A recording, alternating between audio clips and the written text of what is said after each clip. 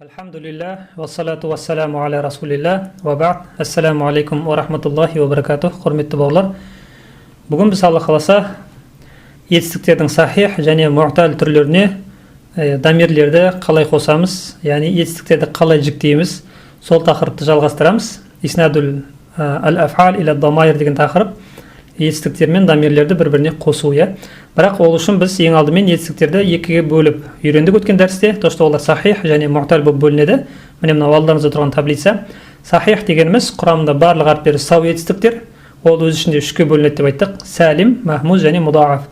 Өткен дәрісте біз бұлардың барлығын қалай жіктелетінін алып кеттік. Сәлим дегеніміз кәдімгідей жіктеледі, ешқандай өзгеріс болмайды.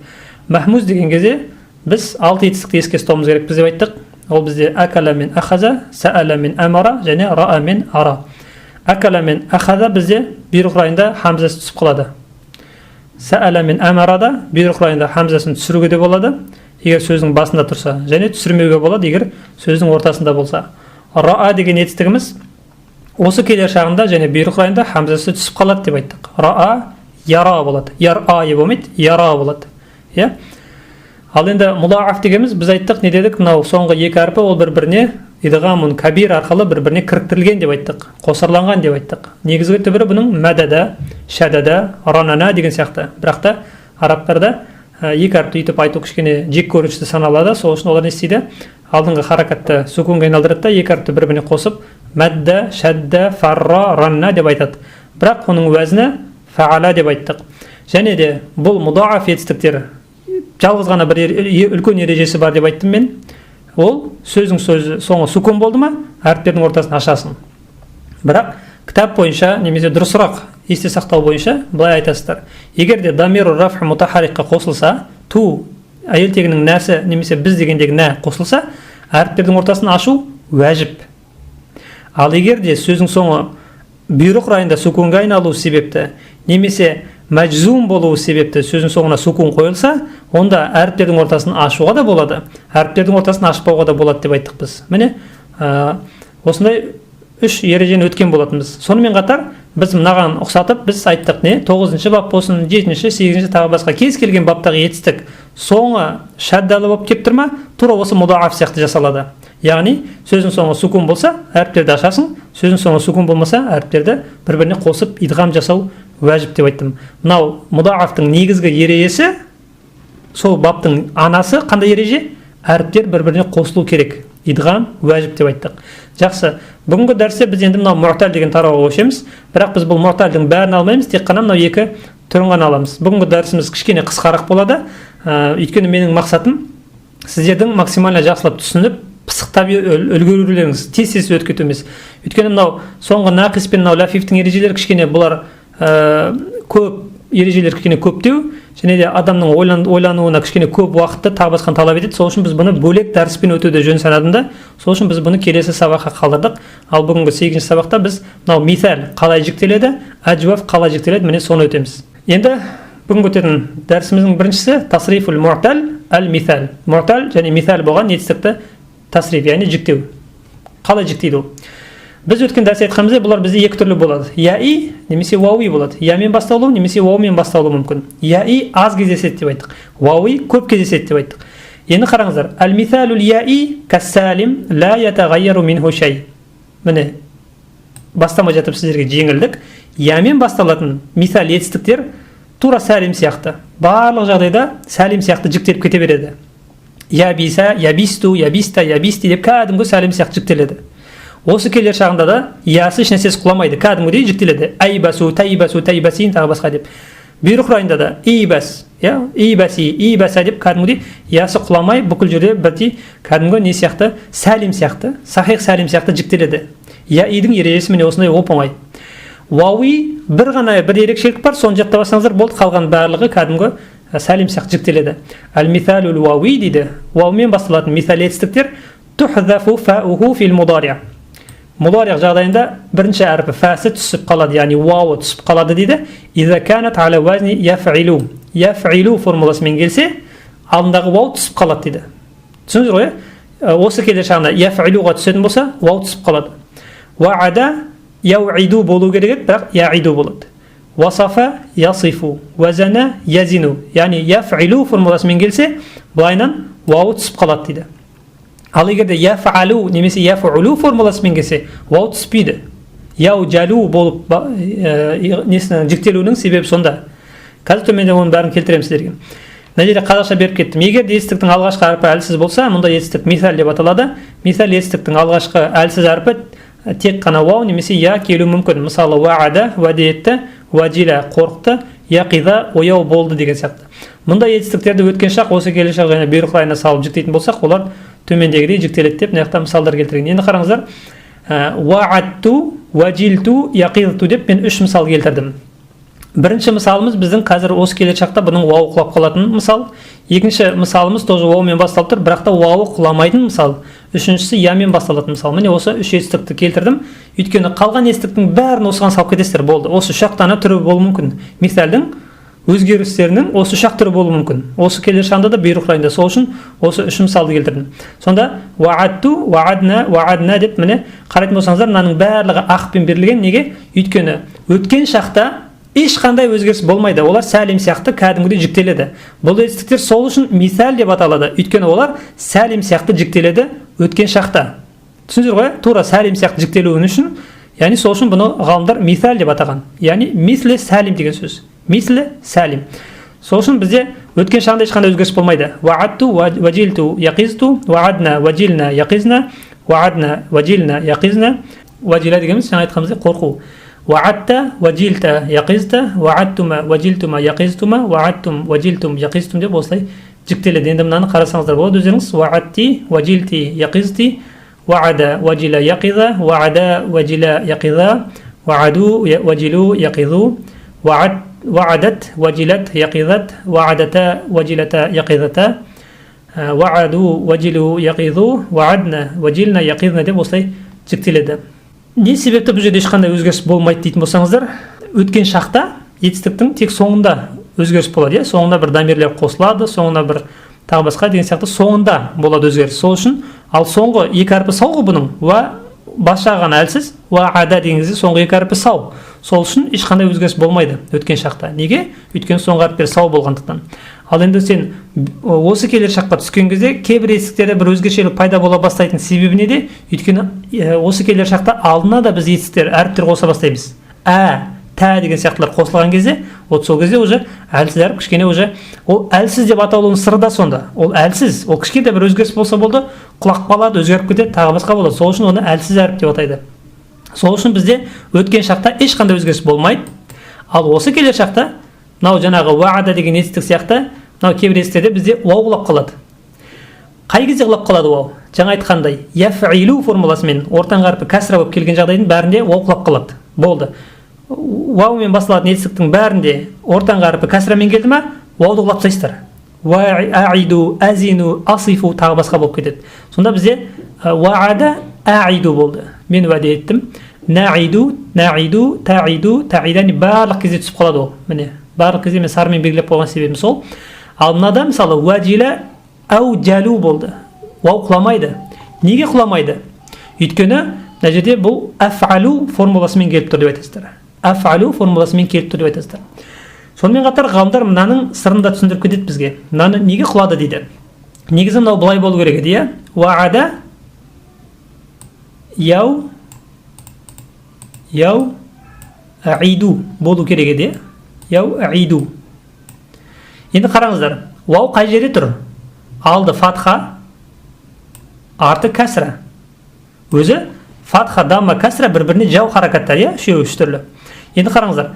Уаудың бірінші жауығым фатха алдында тұр, екінші жауығым кәсіра артында тұр. Екі жаудың ортасына келіп қалғандықтан уау шыдамай құлап кеткен. Сөйтіп, яиду болып қалған деп ғалымдар түсіндіреді. Неге мына жақта аужалу деп ол құлаған жоқ? Өйткені бұның екі жағында да фатха тұр. Міне, аужалу деп екі жағында да фатха тұр. То есть біреу кәсіра, біреу фатха емес. Сол үшін дейді. Енді мысалы осыған ұқсас. Мысалы біз мизан деген сөз естіңіздер ме? Мизан. Қалай жазылады деп айттық негізі? Миу зан. Неге мынау уауымыз біздің шыдай алмай яға айналып кетті? Өйткені алды кәсіра, арты фатха. Сол себепті бұл екі жаудың ортасында тұрғандықтан уауымыз шыдай алмай қалды. Мына жерде құлап кетті, мына жерде я айналып кетті. Содан ол мизан болып кетеді деп айтқанбыз біз өткен дәрістерде. Енді шыны керек, бұл нәрсе бұл ғалымдардың жақындатып бір түсіндіру ғана. Негізінен бұл тура осылай екен деп бұл айтпаймыз біз. Бірақ ғалымдардың түсіндіруі бойынша осылай. То, что вау, я мен фатханың ортасында қалып қойған кезде ол тұра алмайды. Ол екі жаман көршінің ортасында тұра алмайды, содан құлап кетеді, немесе өзгеріп кетеді. Түсіндіңіздер ғой? Сол сияқты қылып түсіндіріп, мынадан аиду, наиду деп осылай өзгерген деп айтады. Барлық етістіктер яфилу формуласына түскен кезде олар осылай вау құлап қалады. Содан аужалу құлаған жоқ, ал аидуда құлап қалды. Ал енді я, біз бағана айттық, я ешқандай өзгеріс болмайды. Ол өткен шақта да, осы келер шақта да, бұйрық райында да я құламайды, я мәңгі бақи жүреді бірге.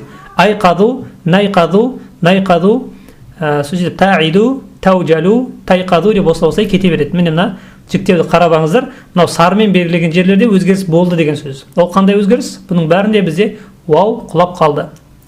Мына жерде қазақша мен мысал келтіріп қойдым.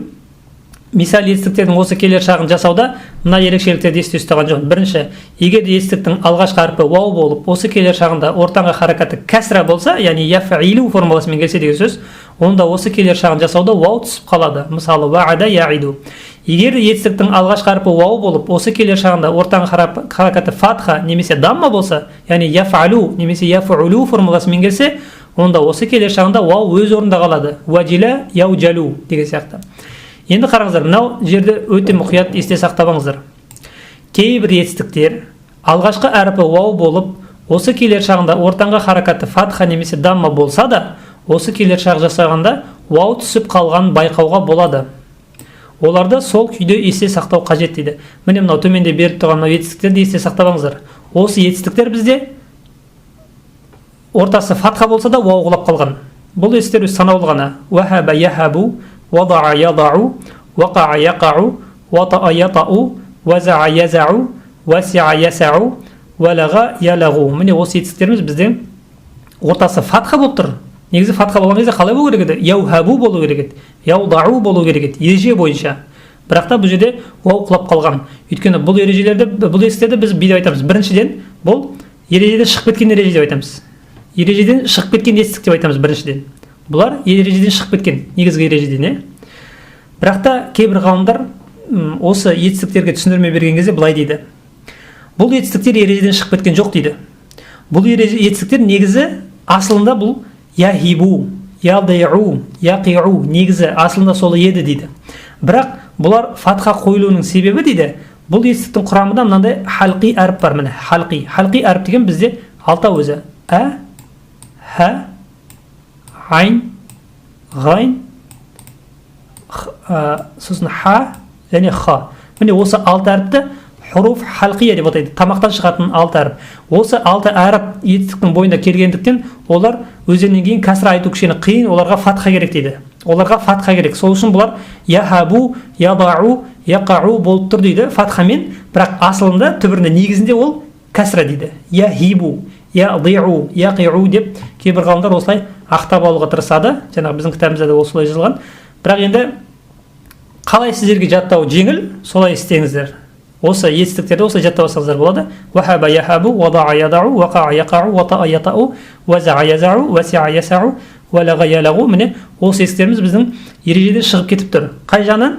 Бұлар яфалу формуласымен келіп тұр бәрі. Яфалу формуласымен. Соның өзінде вау құлап тұр деп айтасыздар осы келер шағында. Міне осы етістіктер ғана. Ал негізі қалай еді? Осы келер шағында яфилу формуласында келсе, сол кезде вау құлау керек еді. Яфалу формуласымен келсе құламау керек еді. Бірақ мына жерде құлап тұр, өйткені бұлар ережеден шығып кеткен. Және төртіншісі, егер де етістіктің алғашқы әрпі я болса, осы келер шағын жасауда я өзінің орнында қалады, ешқандай өзгешелік болмайды. Етістік қалыпты түрде жүктеледі. Я биса, я ибасу, я иса, я асу болып кәдімгі яның жарасы жеңіл.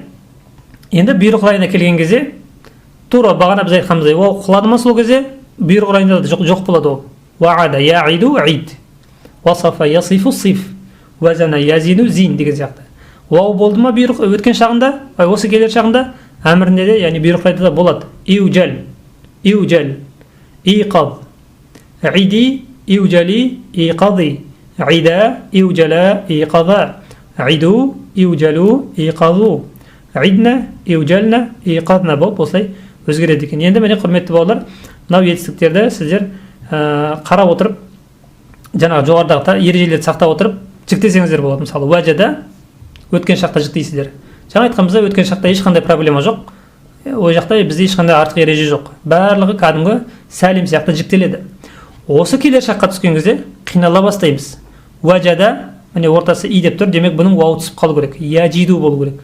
Вадаға ереже бойынша фатха тұр, яудау болу керек еді, бірақ бұл ережеден шығып кеткен етістік, сол үшін бұл ядау болады. Я иса, бұл ямен басталып тұрған етістік, демек ясы өз орнында қалады. Яй әсу болады. Васала, міне ямен келіп тұр, демек уау түсу керек. Осылай мынаның барлығын жіктеп шығыңыздар.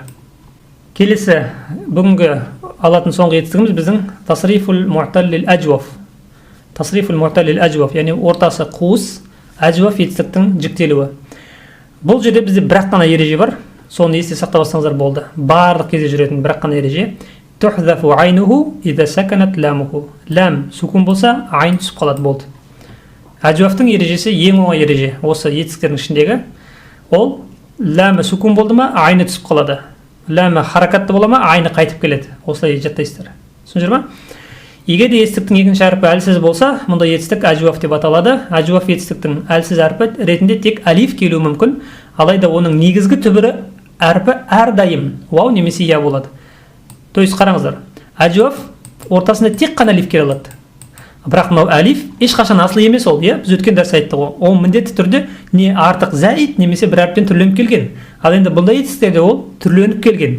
Не ол ваудан түрленген, не ол ядан түрленген. Түсініңіздер ғой, иә? Мысалы, қала айтты етістігінің түбірі, қауала, бәға сату етістігінің түбірі, бәяға, тағы басқа.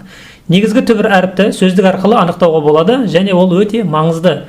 Ажваф етістіктерді өткен шақ, осы келер шақ және бұйрық райына салып жіктейтін болсақ, олар төмендегідей үлгіде жіктеледі.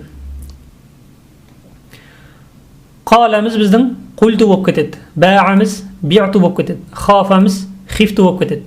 Мынау үш етістікті мен сіздерге мысалы келтірдім, қазір төменде мен сіздерге сырларын түсіндіремін. Неге мына жақта дама болды, неге мына жақта кәсра болды деген сияқты, соны түсіндіремін қазір иншалла. Бірақ әзірге жаттап алыңыздар. То, что бізге керек нәрсеміз бұл жерде не нәрсе? То, что ләм міне сукун болды ғой, айн түсіп қалды. Мына жақта алиф бар еді, ол түсіп қалды. Неге? Өйткені ләм сукун болды. Жаңа айтқанымыздай, ләмі түскен сукунды болса, айны түсіп қалады. Құлту, биғту, хифту. Құлту мен айттым, биғту мен саттым, хифту мен қорқтым. Құлна, биғна, хифна. Құлна, биғна, хифна. Құлта, биғта, хифта деп осылай жіктеліп кете береді.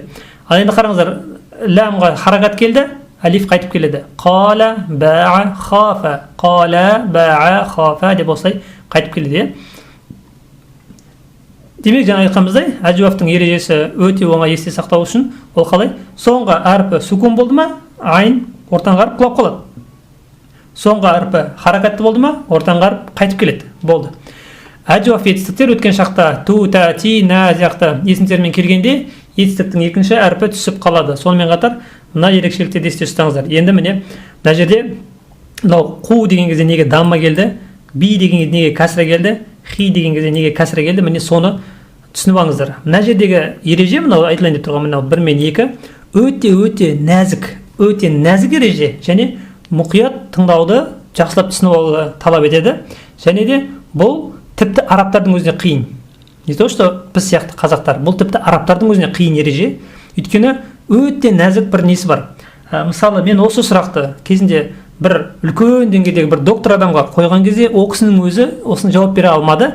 Ол кісі білмегендіктен емес. Ол кісі араб болып тұрса да, доктор болып тұрса да жауап бере алмаған себебі ол кісінің өзі ұмытып қалған. Ол кісінің өзі осындай нюанстарға кішкене есінен шығып қалған. То есть бұны арабтардың өзі есінен шығарып алады, немесе білмейді кейбір арабтар, түсініңіздер ғой. Ал бірақ та бұл сарф ғалымдары осыны жазып кетеді. Және де біз бұл жетістіктерді көп қолданғандықтан осылай білеміз, оңай айтып кетеміз. Бірақ та негізгі түбіндегі ережесіне кейбір жағдайда біздің де есімізден шығып кетіп жатады. Сол себепті сіздерге айтатыным, бұған мұқият ден қойып, жақсылап түсініп алыңыздар. Және де болашақта сіздерге иншалла егер кездесіп жататын болса, осы есте жүруге тырысыңыздар, осыны есте ұстауға тырысыңыздар. Былай дейді, қараңыздар. Егер де етістіктің түбірі фаала үлгісінде келсе, жаттаңыздар міне фаала. Онда етістіктің екінші әріпі түсіп қалады да, түсіп қалған әріптің жынысынан болған харакат бірінші әріпке қойылады. Қараңыздар. Егер де фаала болса дейді, фаала. ортаңғы әріп түсіп қалады жаңағы, иә, культу биату деген кезде сол ортаңғы әріп түсіп қалады ғой мына жердегі, иә. Сол түсіп қалған әріпіміз егер вау болса, маған дамма қойылады. Егер де ол я болса, түсіп қалған әріп, ол кәсір кәсіра қойылады. Мына жерде мысалы бізде кульна деп айтқан кезде мынау дамма қойылуының сыры, бұның түсіп қалған әріп бізде қауәлә, вау түсіп қалған. Сол вауды білдіріп тұру үшін кульна деп дамма қойылды. Ал мынау би'на деген кезде кәсірінің қойылу сыры негізгі бірінің түбірі бәяа, я болған, сол я құлап қалады да соның жынысынан болған кәсіра қойылады міне. Өйткені фәәля формуласымен келген жағдайда етістік. Бұндай жағдайда бізде не дейді? Түсіп қалған әріптің жынысынан болған харакат қойылады. Культу, би'ту деген кездегі дамманың кәсірінің қойылуының сыры сонда. Түсіндіңіздер ғой? Мысалы қараңыздар, қала етістігінің түбірі фәәля, яғни қауәлә. Бұл етістікке ту, та, ти, на сияқтылар қосылған кезде түбір әріпі вау түсіп қалады да, түсіп қалған әріпті білдіру үшін бірінші әріпке дамма жазылады. Сөйтіп қала, қауәлә, культу болған кезде мынау дамманың қосылуының сыры міне мынау ваудан. Бәа етістігінің түбірі бізде бәяа. Осыларды біз мыналарға қосқан кезде мынау яны түсіп қалады да, осы яны білдіріп тұратын кәсіра жазылады. Сөйтіп бәамыз біздің би'ту болатын себебі сонда. Би'ту. Саума, саум, сумту. Фәза, фузту деген сияқты дамманың қойылуының сыры міне осында. Осы етістіктер. Жақсы. Екінші ережеміз қандай? Егер де етістік фәиля үлгісінде болса, егер де ол фәиля үлгісінде болса, фәиля. Онда етістіктің екінші әріпі түсіп қалады да, түсіп қалған әріптің өзі емес, оның харакаты бірінші әріпке қойылады. То есть мына жерден бір әріп түсіп қалады бізде. Вау түсіп қалуы мүмкін, немесе я түсіп қалуы мүмкін, бірақ мына жерге харакат ретінде баратыны мынау әріп емес. Осы әріпте қандай харакат болды? Мысалы, мына жақта кәсіра болды ма, мында дамма болды ма, мысалы, сол барады дейді мында. Мынау құлап қалған әріптің харакаты барады. Мына жаққа. Мысалы, қараңыздар, хафа деген кезде неге хифту деп айтамыз? Өйткені бұның ортаңғы әрпі хауифа. Хауифа түбірі, иә? Түбір әрпі негізі вау.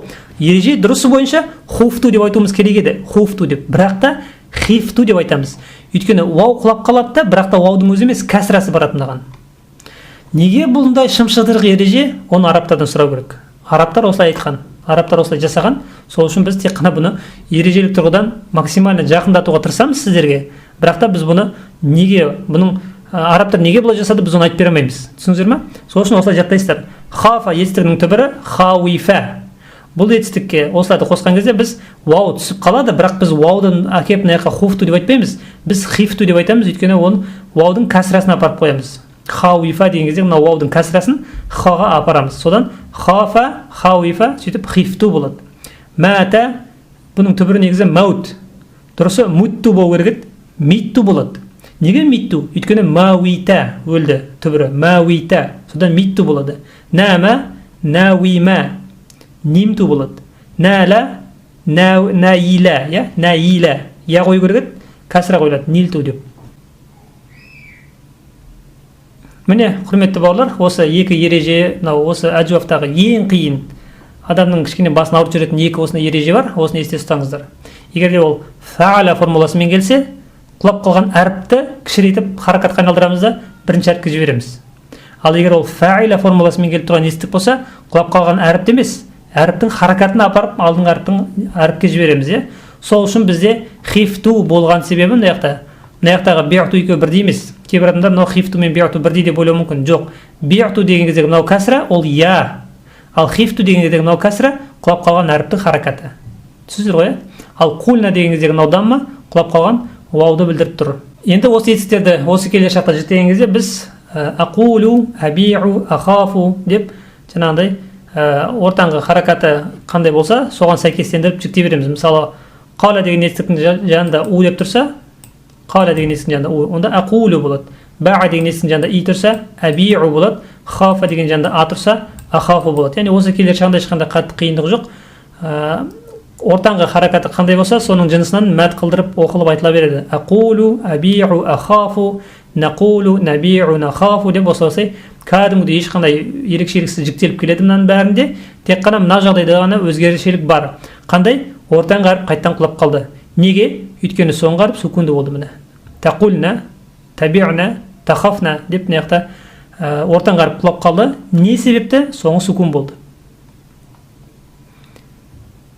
міне мына жерде мынау жаңағы ереже айтылып тұр, то что егер етістік яфулу үлгісінде жасалса, оның осы келер жағы вау арқылы созылып айтылады, яқулу болады. Егер яфулу формуласымен келсе, яс созылып айтылады, ябиу болады.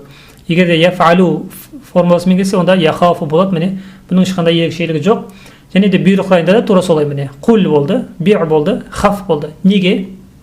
Өйткені соңғы әріптер сукун болды, ортаңғы әріп құлап қалады. Қул емес қул болады, биғ емес биғ, хаф емес хаф. Мына жақта енді ол қайттан қайтып келеді. Қули, биғи, хафи. Неге? Өйткені соңғы әріп харакатты болды. Түсіндіңіздер ғой? Демек міне мынау үш жағдайда ешқандай өзгешелік жоқ. Мынау екі жағдайда ғана ортаңғы әріп құлап қалады. Неге? Өйткені соңғы әріп сукунды болды. Және де мынау бұйрық райы неден жасалып тұр? Бұйрық райы осы келер шақтан жасалып тұр. Осы келер шақтағы мынау сен дегенді білдіріп тұратын осы жерден тән алып тастаймыз да, соңына сукун қойған кезде не істейді? Мынау ол құлап қалады. Сөйтіп қул болып қалады. Табиғуда тән алып тастайсыз, сөйтіп мынау соңындағы әріпке сукун берген кезде яғлап қалады. Сөйтіп биғ болады. Осылай. Тахафуда тән алып тастайсыз, сосын фәға сукун берген кезде хаф болады. Хаф. Осылайынан мына бұйрық райы мынаудан жасалады. Енді келесі дәріске дейін иншалла сіздер мынау етістіктерді жоғарыдағы ережелерді есте ұстап отырып жіктеуге тырысыңыздар. Тәбә, ятубу, туб деген сияқты толығымен осылай жіктеп шығыңыздар иншалла. Осы жерде енді кітаптан оқиық. Рабиан әл-мисалу. Енді мысал етістік. Фил мади ла юхзафу минху шей фахуа кассалим. Өткен шақта еш нәрсе түспейді де, еш нәрсе құламайды, ешқандай болмайды. Ол кәдімгі сәлим сияқты жіктеледі. Сол үшін мисал деп айтылады деп айтылады. Вал мудари'у қисман. Ал мудари' осы келер шағына салған кезде ол екіге бөлінеді. Ал-вауи, ал-мудари', ал-яи. Тухзафу фауху иза кана ал-фи'лу максур ал-айни фил мудари' дейді. Мудари'та егер де айны кәсрамен келсе, онда фа түсіп қалады дейді. Яф'илу формуласымен келсе, фа түсіп қалады. Мысалы, вa'ада я'iду, вазана язину, вa'ада я'иду, валада ялиду, ваthaba яthибу. فإن كان المضارع مضموم العين أو مفتوحا ديده مضموم بوسا немесе مفتوح بوسا يفعل بوسا فلا حذف ديد. Онда ешқандай әріп түспейді. Мысалы وجه يوجه وجل يوجل деген сияқты. أما ما ورد في اللغة مما ظاهره يخالف ذلك. Ал енді тілде, араб тілінде кездескен кейбір етістіктер келетін қарайтын болсақ, яғни түріне қарасаң ережеден шығып тұрған сияқты ережелер. Мысалы ядау, яхабу, яқау, ясау, ятау, ялау, язау сияқты етістіктер келсек, фақад кана фил асли максур ал-айн. Бұлар асылында кәсралы болған дейді. Негізі асылында бұлар ядау, яхибу, яқиу сияқты солай болған негізі. Ғайра анна айнаху футихат бисабаби хуруфил халқ. Халқи әріптер келу себепті ортаңғы әріпке фатха біз береміз. Аллати туаthirul фатх. Өйткені ол фатха харакатын талап етеді дейді. Халқи әріптер, тамақтан шығатын әріптер дейді, фатха харакатын талап етіп тұрады. Сол үшін ол фатха қабылдап кеткен дейді. Негізі бұлар кәсрамен дейді. Негізі ядиу, яхибу, яқиу дейді. Енді бұл ғалымдардың түсіндіруі бойынша. То есть сіздер осылайынан жаттасаңыздар да болады. Ғалымдар осылай айтқан, міне осылай деп. Немесе просто айтасыздар. Бұл ережеден шығып кеткен етістіктер. Ережеден шығып кеткен етістіктер деп айтасыздар. Екіншісі әл-мудари'ул яи, ямен басылатын мудари' етістіктердің, оның мудари'тары ла тухзафу фауху, оның фасы құламайды, фахуа кассалим, ол кәдімгі сәлим сияқты жіктеледі. Мысалы, яна'a, яйнa'у, ябиса, яйбису, немесе яйбасу, яиса, яйасу, ва ғайру залик. Вал амру кал мудари'i тамаман дейді. Бұйрық райы мынау мудари'тан жасалады.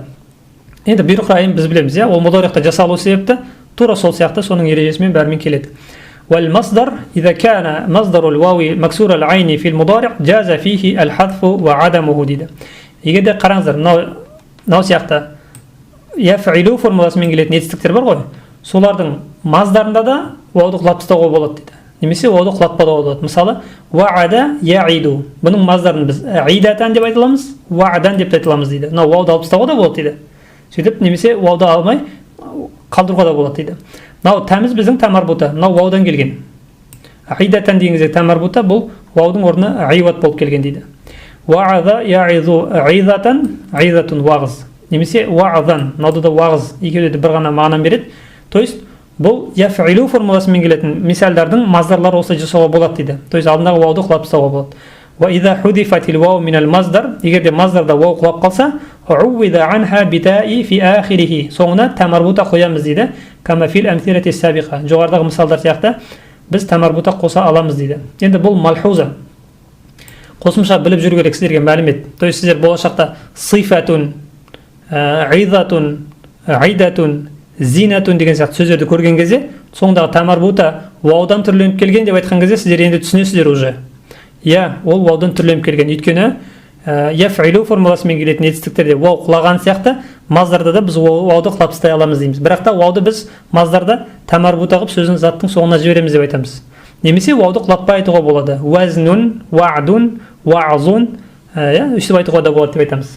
Және бүгін өтетін соңғы етістігіміз біздің ажуаф, ортасы қуыс етістік. Таталахасу ахкамуху фил мади вал мудари вал амри фи хукмайни.